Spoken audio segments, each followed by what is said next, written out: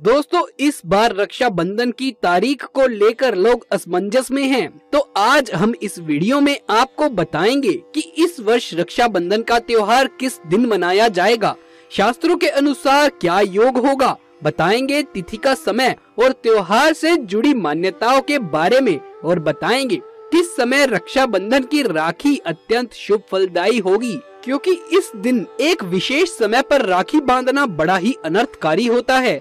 इससे आपके रिश्ते में दरार पड़ सकती है, भाई बहन पर भयंकर विपदाएं आ सकती हैं, परिवार में किसी भी प्रकार की कोई भी घटना या दुर्घटना घटित हो सकती है। ऐसा भाई बहन की तो क्या खुद की रक्षा भी नहीं कर पाता है, वो इससे घोर संकट में फंस सकता है। तो दोस्तों आज का ये वीडियो बहुत ही महत्वपूर्ण जानकारी देने वाला है। 100% दावा है आप इसमें से कई बातें नहीं जानते होंगे, तो हम बताएंगे रक्षाबंधन की सही विधि, कौन सी चीजें भाई अपनी बहन को भेंट में ना दे, और ये भी बताएंगे कि किन लोगों को रक्षाबंधन के दिन राखी बंधवाने की मनाही होती है। तो विस्तृत जानकारी पाने के लिए वीडियो को आखिर तक जरूर देखिएगा। दोस्तों हमारा देश ऋतुओं, त्योहारों और उत्सवों का जीता जागता स्वरूप है, और सावन का तो हर दिन नाचता गाता सा अनुभव होता है, हर दिन एक खुशहाली लेकर आता है। अब रक्षाबंधन का त्योहार भी आ रहा है। ये त्योहार भाई बहन के पवित्र प्रेम का प्रतीक है। इस दिन बहनें अपने भाई की कलाई पर राखी बांधती है। भाई और बहन एक दूसरे को मिठाई खिलाते हैं और सुख दुख में एक दूसरे के साथ रहने का वचन देते हैं। बहनें अपने भाई की लंबी आयु की कामना करती है। दोस्तों इस बार श्रावणी पूर्णिमा तिथि 2 दिन रहेगी, 11 अगस्त को और 12 अगस्त को। यानी 11 अगस्त को पूर्णिमा मध्याह्न व्यापी होगी, चंद्रोदय व्यापी होगी, क्योंकि पूर्णिमा तिथि का आरंभ 11 अगस्त दिन गुरुवार को सुबह 10:38 पर होगा और 12 अगस्त दिन गुरुवार को सुबह 7:05 पर तिथि का समापन होगा। इस बार रक्षाबंधन का महत्वपूर्ण त्योहार 11 अगस्त दिन गुरुवार को मनाया जाएगा। क्या है इस त्योहार का महत्व? दोस्तों रक्षा का मतलब है सुरक्षा और बंधन का मतलब बाध्य होता है। राखी का त्योहार कब शुरू हुआ ये कोई नहीं जानता, लेकिन भविष्य पुराण में वर्णित है कि देव और दानवों में जब युद्ध हुआ तब दानव हावी होते नजर आने लगे थे। तब भगवान इंद्र घबराकर बृहस्पति के पास चले गए। वहाँ बैठी इंद्र की पत्नी इंद्राणी सब कुछ सुन रही थी। उन्होंने रेशम का धागा मंत्रों की शक्ति से पवित्र करके उनके हाथ पर बांध दिया। संयोग से वो श्रावण पूर्णिमा का दिन था। सबका दृढ़ विश्वास हुआ कि इंद्र उस लड़ाई में उसी धागे के मंत्र शक्ति की वजह से जीते। उसी दिन से श्रावण पूर्णिमा के दिन ये धागा बांधने की प्रथा चली और आज तक वो प्रथा चली आ रही है। ये धागा धन, शक्ति, हर्ष और विजय देने में पूरी तरह से समर्थ माना जाता है। श्रावणी पूर्णिमा को नारियल पूर्णिमा के नाम से भी जाना जाता है और कई क्षेत्रों में इस दिन समुद्र देवता की पूजा की जाती है।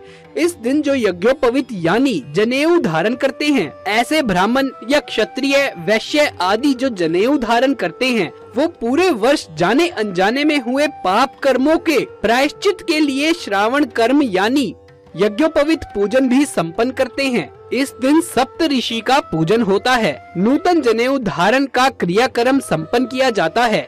इस पूर्णिमा तिथि के दौरान ही रक्षाबंधन का कार्य संपन्न किया जाता है, लेकिन इस दिन का पूरा समय इस कार्य के लिए शुभ नहीं होता। शास्त्रों में बताया गया है कि भद्रा में कई कार्यों को निषेध माना गया है, जैसे मुंडन संस्कार, गुरुहारम, विवाह संस्कार, गृह प्रवेश, रक्षाबंधन, शुभ यात्रा, नया व्यवसाय आरंभ करना और सभी प्रकार के मंगल कार्य भद्रा में वर्जित माने गए हैं। इसीलिए भद्रा काल के दौरान किसी भी बहन को अपने भाई की कलाई पर राखी नहीं बांधनी चाहिए। भद्रा काल में राखी बांधना अत्यंत अशुभकारी होता है। इससे भाई या बहन के जीवन पर कोई संकट आ सकता है, कोई विपदा आ सकती है।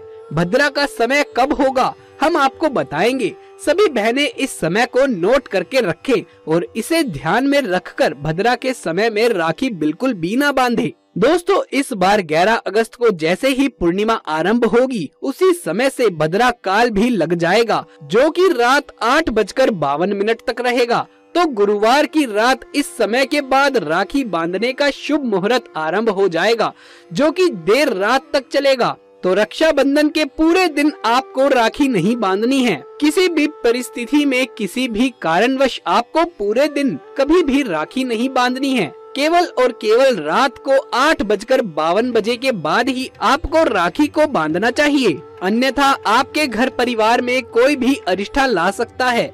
भाई बहन के जीवन में आपत्ति आ सकती है। परिवार में किसी भी प्रकार की कोई भी घटना या दुर्घटना घटित हो सकती है, इसलिए आप सभी सावधान रहें, सतर्क रहें।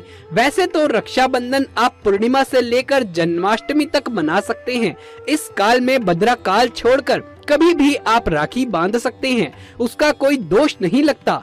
दोस्तों, श्रावण मास का समापन वैसे तो 11 अगस्त को ही हो जाएगा, लेकिन आप चाहे तो 12 अगस्त को पूजा पाठ इत्यादि कार्य करके श्रावण का समापन आप 12 अगस्त को भी कर सकते हैं, क्योंकि उस दिन सुबह 7:05 तक पूर्णिमा तिथि रहेगी। लेकिन सबसे अधिक पूर्णिमा तिथि 11 अगस्त को रहेगी। तो आप यदि स्नान दान की पूर्णिमा मनाना चाहते हैं तो आप 12 अगस्त को भी मना सकते हैं, लेकिन पूर्णिमा के दिन अगर आप व्रत करते हैं तो 11 अगस्त को करें। रक्षाबंधन के दिन भाई बहन अगर व्रत रखते हैं तो वो भी 11 अगस्त को रखें। भाई के लिए भोजन मिष्ठान तैयार करें, फिर देर शाम 8:52 पर भद्रकाल की समाप्ति पर घर में एक चौकी स्थापित करें, यानी एक पाटा ऐसा रखें कि भाई का मुख पूर्व अथवा पश्चिम दिशा की तरफ हो, यानी भाई बहन के मुख पूर्व और पश्चिम की तरफ हो।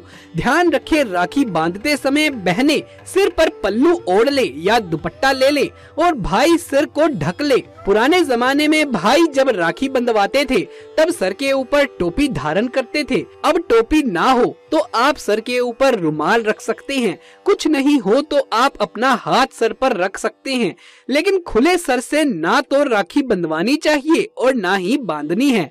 राखी बांधने के लिए बहन एक थाली तैयार करे। थाली में राखी के साथ रोली, कुमकुम, हल्दी, पीला चंदन, केसर आदि रखे और चावल रखे। चावल टूटे खंडित बिल्कुल भी ना हो।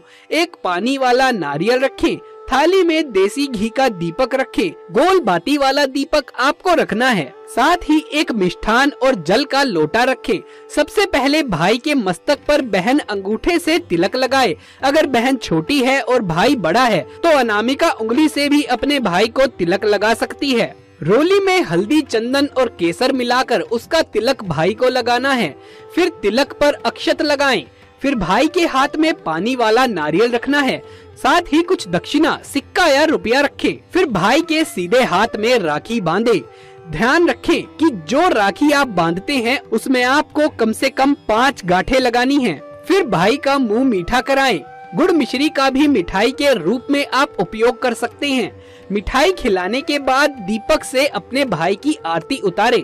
फिर जल का जो लोटा है उससे आरती का शीतलीकरण करें और भाई के दोनों तरफ जल छोड़े। उसके बाद भाई अपनी बहन को अपनी श्रद्धा सामर्थ्य के अनुसार कुछ भेंट दे। आप नगद राशि दे सकते हैं, वस्त्र आभूषण दे सकते हैं या पढ़ाई लिखाई से जुड़ी चीजें और कोई ऐसी चीज जो बहन के लिए बहुत उपयोगी है वो भी आप भेंट कर सकते हैं। तो दोस्तों, विधि विधान से आनंद पूर्वक ये प्यारा सा त्योहार मनाएं और घर परिवार में ढेरों खुशियाँ लाएं। अगर ये वीडियो आपको अच्छा लगा हो तो इसे एक लाइक करके इसे ज्यादा से ज्यादा अपने दोस्तों, रिश्तेदारों, बहनों के साथ शेयर करें ताकि ये जानकारी ज्यादा लोगों तक पहुंच सके। आगे भी ऐसे वीडियोस देखते रहने के लिए हमारे चैनल को सब्सक्राइब कर ले। कमेंट बॉक्स में हर हर महादेव लिखना बिल्कुल भी ना भूलें। जल्द मुलाकात होगी आपसे किसी अगली वीडियो में। तब तक के लिए आप सभी का धन्यवाद।